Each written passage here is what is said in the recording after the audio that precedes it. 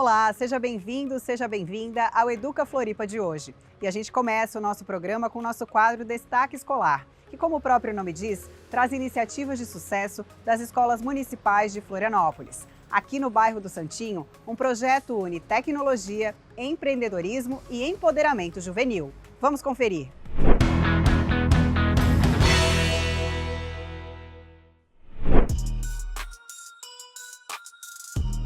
O Conexão Jovem chegou à Escola Básica Municipal Maria Tomásia Coelho para estimular a criatividade e o empreendedorismo entre os estudantes.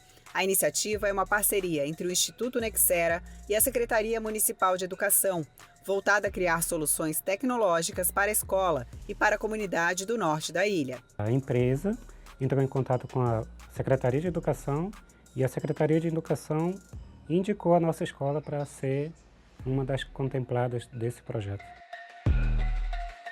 Estudantes do 6º ao 9º ano puderam inscrever projetos em equipes. Eles participaram de workshops para aprimorar suas propostas e, após esse processo, apresentaram suas soluções para uma banca avaliadora. Esse projeto do Instituto Nexera, o objetivo deles é propor para a escola uma resolução de algum problema que essa escola esteja passando. É uma empresa voltada à tecnologia também, um grupo de empresas. O auxílio técnico deles foi de suma importância para esse nosso projeto. Entre os destaques está o projeto da Rádio MTC, que começou de forma simples, mas ganhou força com o apoio do Conexão Jovem.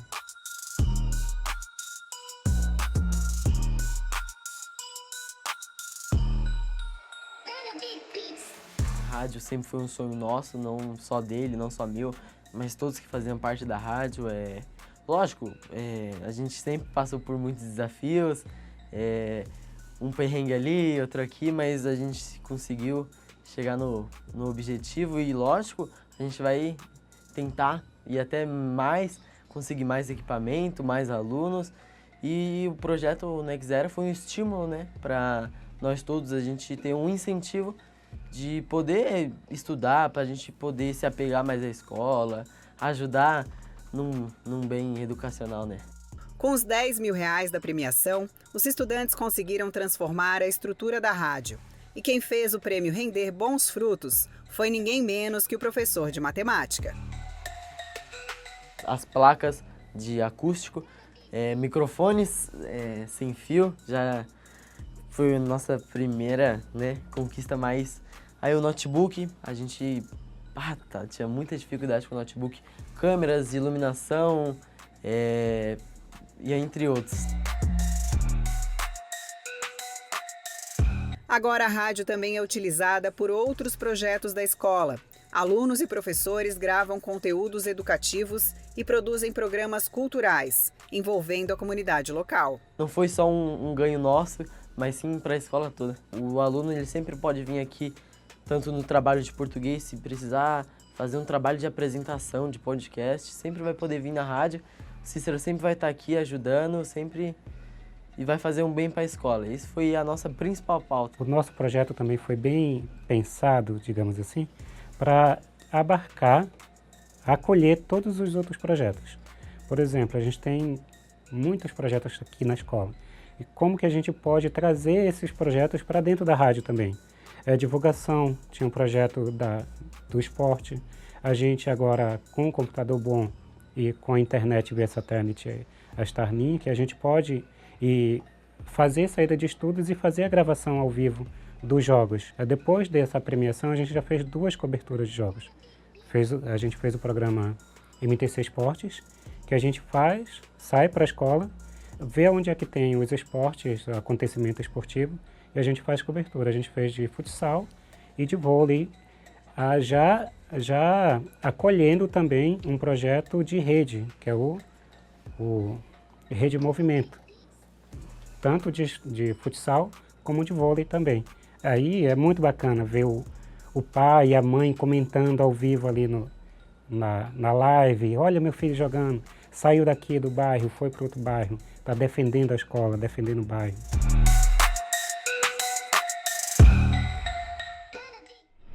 Conexão Jovem é um bom exemplo de como criatividade e empreendedorismo podem transformar ideias em soluções para a comunidade. E falando em inovação, a gente vai conhecer agora uma escola que tem explorado o universo. Quer entender melhor? Acompanhe no quadro Hora Ativa de hoje.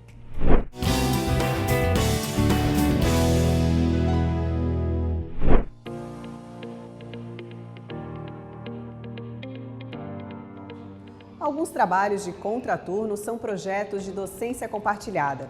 Aqui no Clube de Astronomia, os estudantes aprendem sobre ciência e geografia enquanto observam os astros. Na Escola Básica Municipal Dilma Lúcia dos Santos, o céu não é limite, mas sim ponto de partida para o aprendizado. No contraturno, mais de 40 estudantes participam do Clube de Astronomia. O Clube de Astronomia ele é bem importante para os estudantes ampliarem seus conhecimentos, né? Participam de diferentes atividades que, né, ajudam no processo de ensino-aprendizagem. Então a gente promove atividades de leitura, escrita, de pesquisa. E aí essas atividades vão contribuindo para que eles, né, apliquem os conhecimentos que aprendem no Clube de Astronomia também no ensino regular. Para abordar temas como rotação, translação e eclipses, os estudantes colocam a mão na massa. Combinando ciência e arte, obras de arte são fio condutor do planejamento das aulas. A gente tenta utilizar diferentes linguagens, né, e diferentes recursos tecnológicos que a gente tem disponível na escola. Então, desde a leitura, da escrita, né, então a gente procurou utilizar a obra do Pequeno Príncipe para relacionar com a astronomia, a obra Noite Estrelada do Vicente Van Gogh para trabalhar essas questões, né, do céu noturno, das observações. Os estudantes puderam fazer uma releitura, utilizar, né, diferentes recursos, mas também da criatividade deles, né, e potencializar isso para que eles, né, explorem, né, outras linguagens, que eles consigam utilizar esses recursos. Entre os destaques, os estudantes aprenderam a construir um relógio de sol com uma impressora 3D, explorando conceitos como solstício e equinócio. Eu gostei muito do relógio do sol. A professora chegou com um equipamento que ele é um objeto com furinhos e, dependendo do lugar onde o sol bate, cria uma sombra com o horário que está. A gente fez com folhas, numa atividade impressa, e depois a gente foi lá fora ver qual horário era. Além disso, o clube promove atividades manuais e trabalha questões essenciais como sustentabilidade. Foi o caso da confecção das ecobags, que encantaram os participantes. Ela chegou com a ideia no clube e a gente pesquisava imagens para a gente usar de referência ou podia pegar da nossa cabeça mesmo.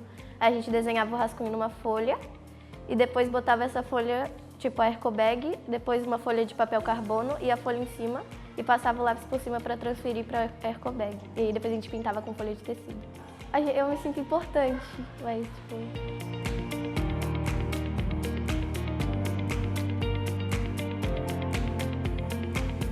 Os estudantes também vivenciam a ciência na prática, participando de um projeto de observação atmosférica, em parceria com a NASA. Tem a parceria da Escola do Mar, junto com a Universidade Federal, no projeto Globe NASA, né? Então, os nossos estudantes fazem observações semanais para alimentar um banco de dados mundial. Então, esse projeto ele acontece com escolas do mundo inteiro.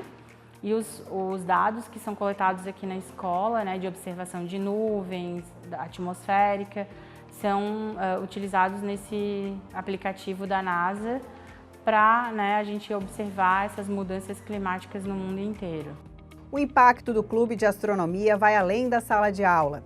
Ele desperta a curiosidade e amplia o conhecimento. Eu consegui me aprofundar mais sobre a ordem dos planetas, que eu era meio... Alguns planetas eu descobri mais coisas deles, temperatura, essas coisas. Aprendi muitas coisas e tinha atividades muito legais. A gente tem 4 grupos, né? A gente atende 4 grupos. A gente atende turmas do projeto de tempo integral da escola E a gente tem uma lista de espera também, né, de estudantes que têm interesse em entrar no clube de astronomia, mas que ainda não conseguiram uma vaga. Então, o nosso objetivo para esse ano é ampliar as turmas, né, atendidas pelo clube de astronomia, atender turmas de anos iniciais, continuar com os estudantes que já estão. Daqui da escola Dilma Lúcia dos Santos, a gente segue para o nosso quadro Educa Fala. Nós vamos entrevistar hoje a subsecretária de Educação, Fabrícia de Souza, que vai falar sobre o projeto Educar no Verão.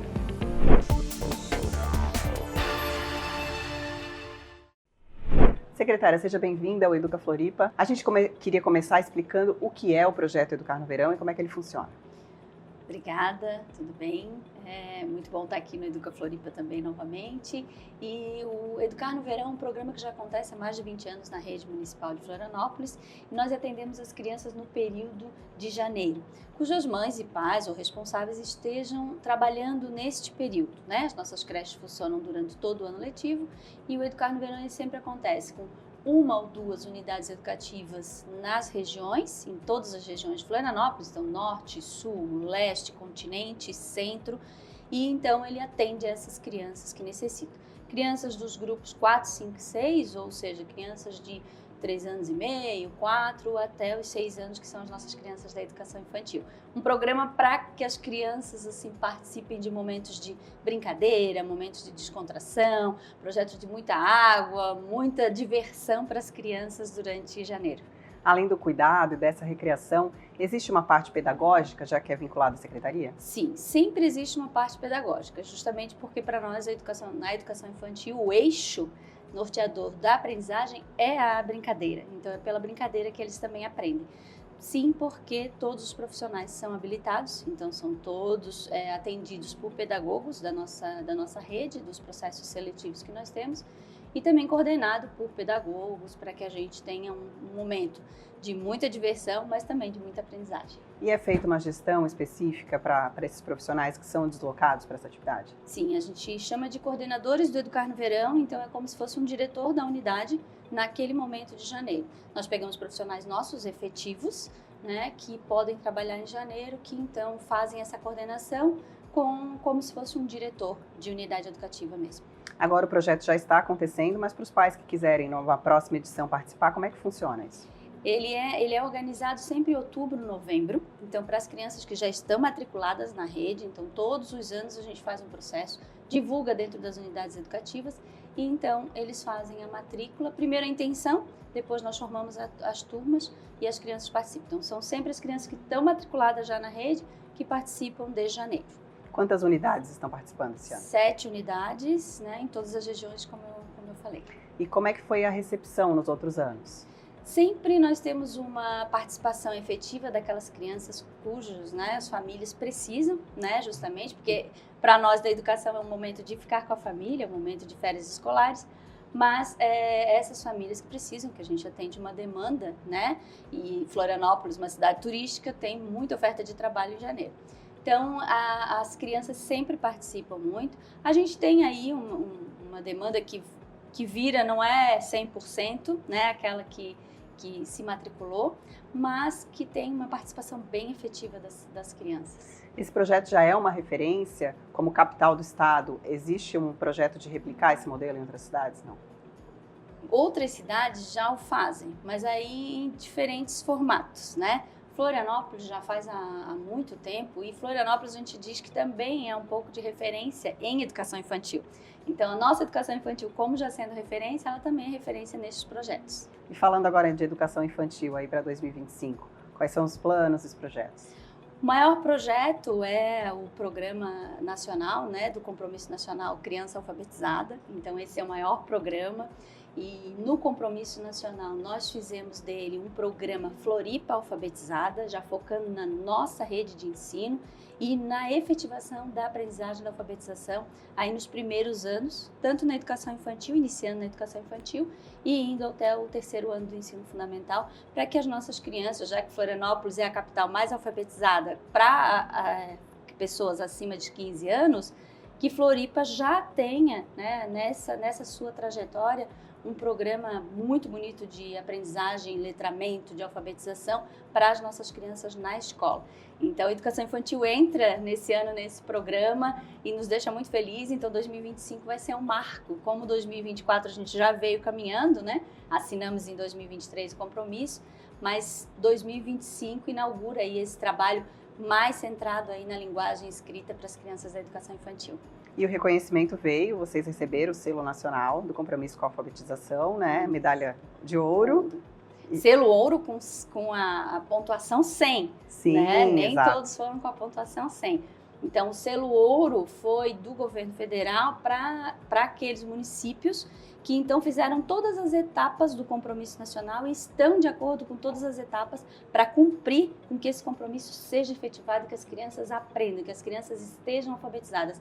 Esse é o nosso objetivo maior. É gratificante esse reconhecimento, né? Muito gratificante. Os profissionais, você vê que eles ficam mais empenhados em fazer um bom trabalho novamente em 2025? Sim, com certeza. A gente teve agora o seminário de práticas, né, de compartilhamento de práticas, e nós tivemos 3 dias de muitas aprendizagens, assim, de muitas práticas sendo socializadas, e isso a gente quer replicar para o próximo ano e que os professores possam trazer essas práticas e a gente possa compartilhar para que cada vez mais a gente tenha práticas exitosas em relação à alfabetização, ao letramento. E o nosso Congresso de Educação Básica 2025 vai começar com essa temática, alfabetização e letramento, um compromisso coletivo, para a gente entender que é coletivo mesmo.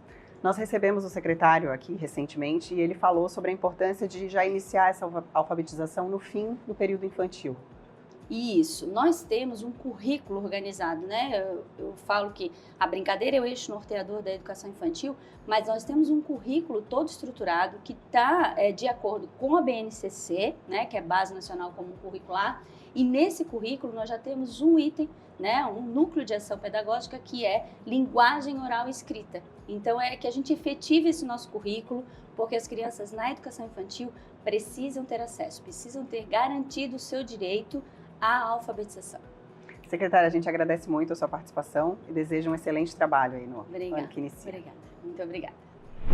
Enquanto Rede Municipal de Ensino em Florianópolis, nós estamos aderindo diversos programas ou desenvolvendo diversos programas na Rede Municipal de Ensino voltados à alfabetização. Quando lá em 2023 nós aderimos ao Compromisso Nacional Criança Alfabetizada, nós lançamos o programa Floripa Alfabetizada na Rede Municipal de Ensino, nós entendemos que a alfabetização, o contato com as letras, com os números, ele é muito importante para o desenvolvimento das nossas crianças. E lá em 2023 e 2024, início de 2024, quando nós lançamos esse programa, a gente tem a convicção e a certeza que as nossas crianças com contato com a alfabetização logo na pré-escola, nos últimos anos da pré-escola, o grupo 5, o grupo 6, essa criança ela chega muito mais preparada e muito mais pronta para o ensino fundamental. Lembrando que as nossas crianças, em termos de legislação federal, legislação municipal, elas precisam estar alfabetizadas até o final do 2º ano do ensino fundamental. E a gente encontra ainda indicadores que não são muito agradáveis para as nossas unidades educativas da Rede Municipal de Ensino.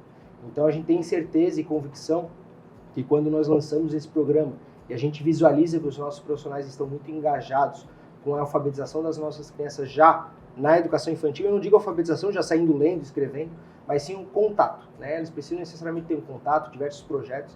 Recentemente nós lançamos um seminário de alfabetização. Eu acho que foi a primeira vez que nós tivemos profissionais da educação infantil participando desse projeto. Quando a gente vê que as unidades de educação infantil estão aderindo, estão compreendendo a importância dessa prática nas unidades de educação infantil também, não somente nas escolas, a gente fica muito feliz e a gente tem a convicção que esse resultado vai ser colhido lá na frente.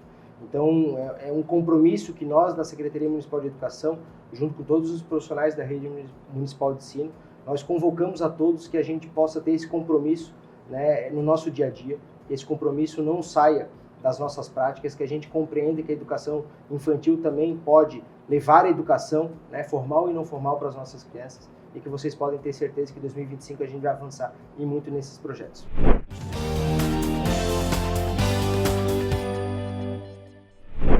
Seus Estepô, eu sou a Mocotinha e vim lá do Morro do Mocotó. Hoje eu tô aqui no Educa Floripa para contar um caso para vocês.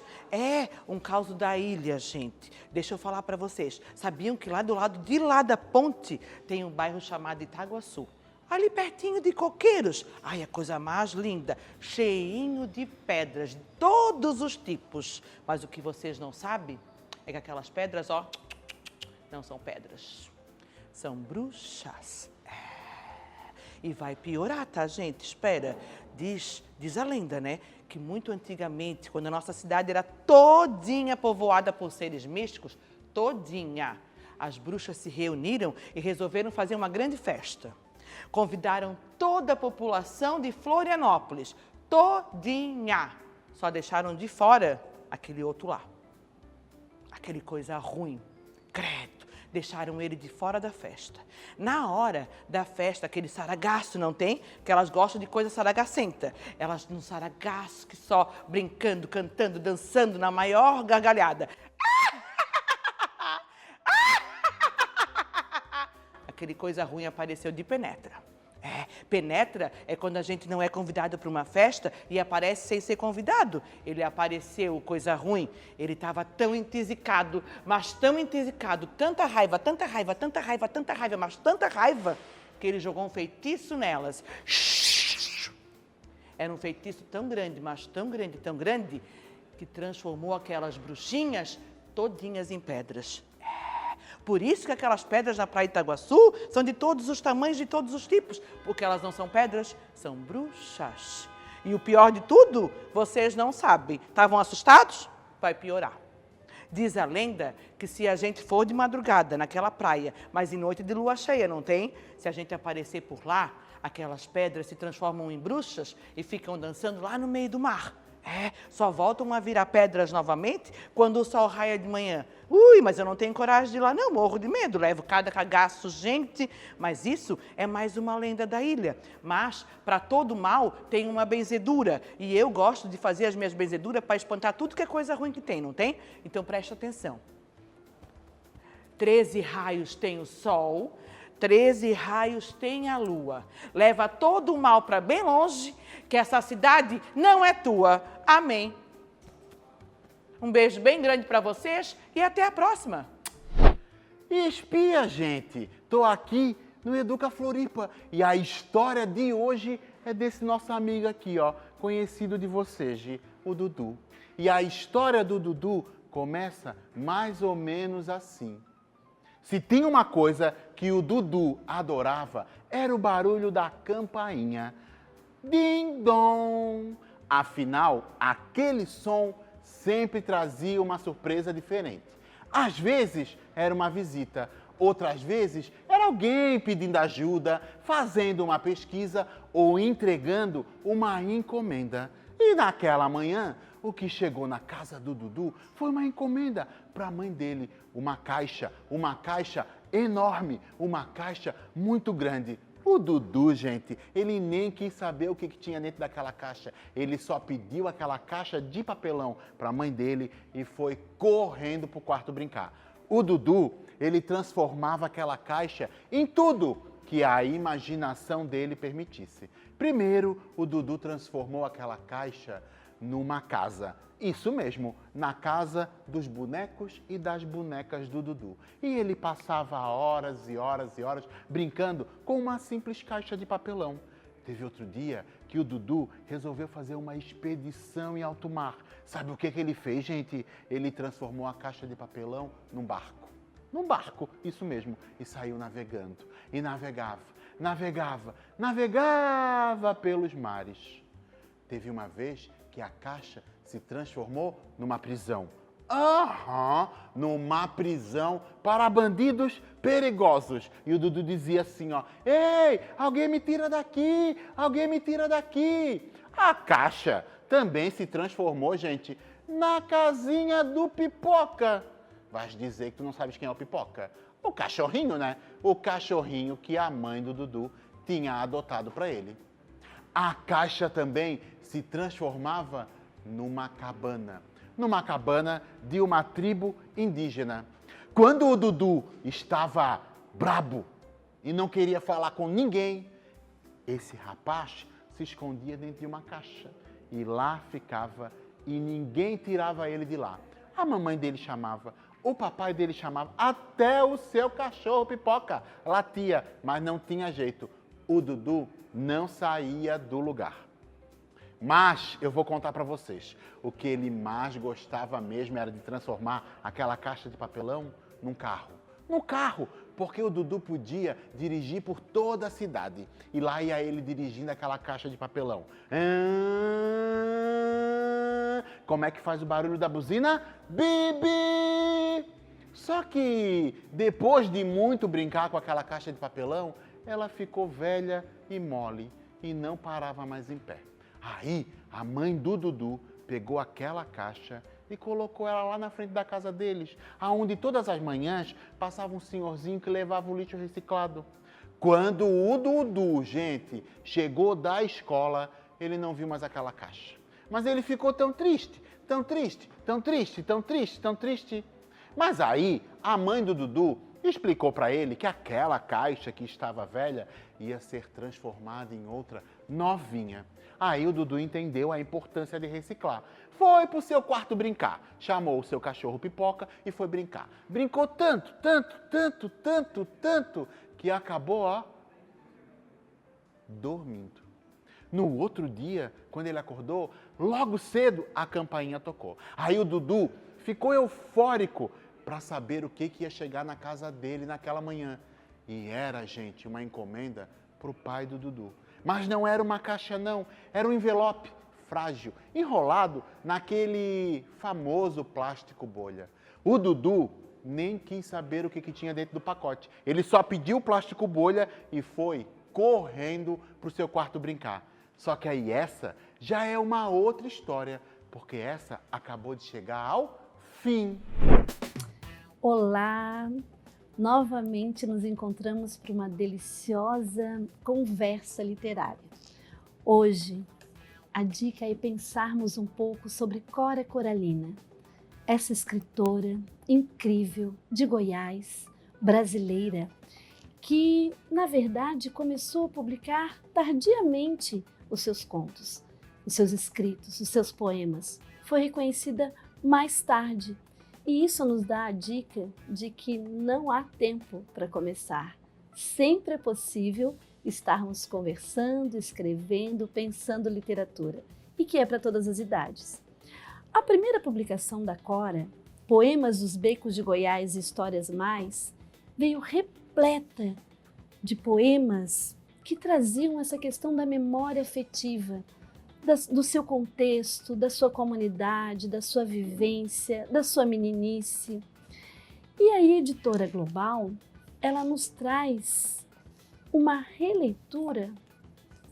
Por que uma releitura? Porque traz a questão imagética, traz as imagens, aquelas que a gente entende na leitura, eles trazem neste livro para a infância, porém que nós entendemos que a boa literatura é para todas as idades. Então, para aqueles que ainda não tiveram oportunidade de ler os escritos da Cora Coralina, os seus vários livros, de ver os seus poemas, pode começar com este aqui.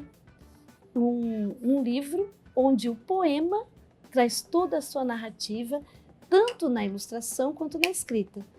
E aí, este poema que fala de infância, que fala da questão dos sabores, dos cheiros, da comida, do bolo, lembrando esse afeto.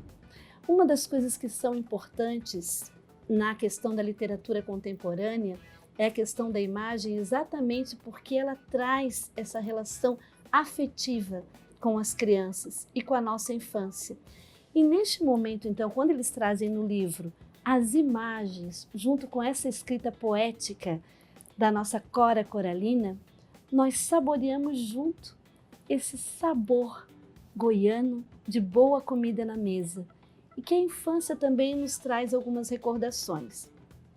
Nesse livro, editado pela Global, um dos trechos fala exatamente assim: minha irmã mais velha governava, regrava, me dava uma fatia tão fina, tão delgada, e fatias iguais a outras manas, e que ninguém pedisse mais.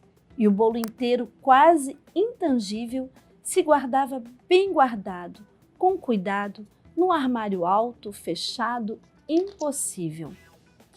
Era aquilo uma coisa de respeito, não para ser comido. Assim, sem mais nem menos, destinava-se às visitas da noite, certas ou imprevistas, detestadas da meninada. Vamos saborear? O Educa Floripa de hoje chega ao fim, mostrando como as escolas da nossa rede municipal vêm inovando e trazendo novas possibilidades para os estudantes. Fique ligado, porque no próximo programa tem mais histórias inspiradoras. Até lá!